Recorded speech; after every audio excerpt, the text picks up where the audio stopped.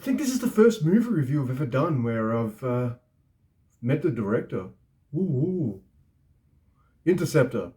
So, Interceptor is a Netflix movie. It's directed by Matthew Riley. It's co-written by him and Stuart Beattie.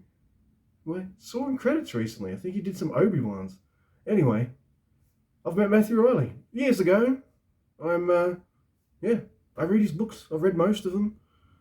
They're big, dumb, silly, fun action books that I've enjoyed reading for years. So, yeah, I was kind of going to give this movie a skip. But I saw Matthew Riley's name and I thought, I'm interested in checking that out. So I did. So, yeah, this movie stars Elsa Pataki and Luke Bracey. It's got a pretty small cast. It's actually a movie that's pretty much, I guess, filmed in like 3 or 4 rooms for most of it. What is it about? Well, you've got this interceptor base. There's 2 interceptor bases that the Americans have apparently, and they shoot down nuclear weapons. But one of them's gone quiet, and then the other one gets attacked. And our hero of the movie, played by Elsa Pataki, is the person who's got to like save the day and get these nukes shot down and all that. Otherwise, America's all fucked. So, you know, kind of an action plot you've probably seen before or variation thereof. You know, it's kind of like that. I guess it does everything that you expect it to. It has a couple like curveballs here and there, and it's kind of cliched and a little silly in places and a little hackneyed, I guess.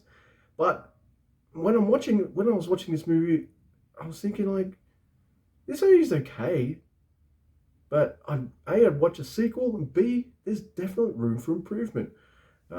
Like some of the things that I think could be improved in subsequent films of Matthew Riley is the action. Whilst it's good, it can be a little clunky at times.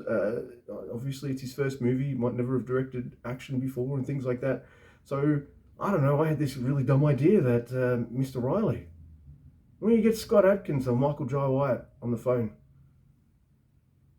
because they definitely help you out making kick-ass action scenes. And they usually work on movies that have a budget like this as well.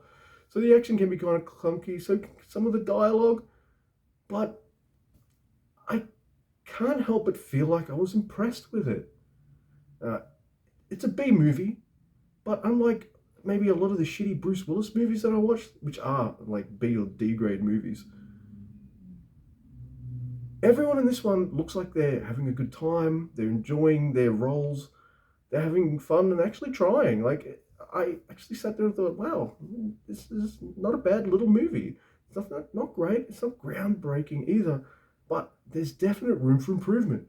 So, if you want like a decent 90 minutes where you watch it and you're like, oh yeah, I'm glad I watched that, then I think Interceptor is the movie for you. It's not quite as good as his books. These books are like big action movies, and they usually have a really large scope. Interceptor, though, it is filmed in about 3 or 4 rooms, and because of that as well, I was never bored. Like, it's small, it's kind of cramped and compact, but man, time passed pretty easily. But yeah, this is a smaller scale kind of adventure for Matthew Riley, even though it involves a potential nuclear Armageddon. But yes, I'd recommend this movie.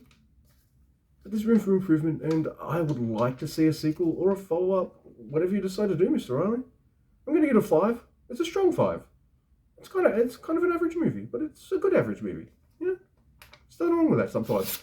Considering some of the shit that I watch, a solid fucking 5, where you can see the potential for people making this movie to be like, yep, we're going to do some really cool shit.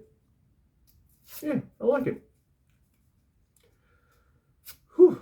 And it's a Netflix movie. I mean, I didn't rate it that highly, but I feel like I said a lot of good things about it.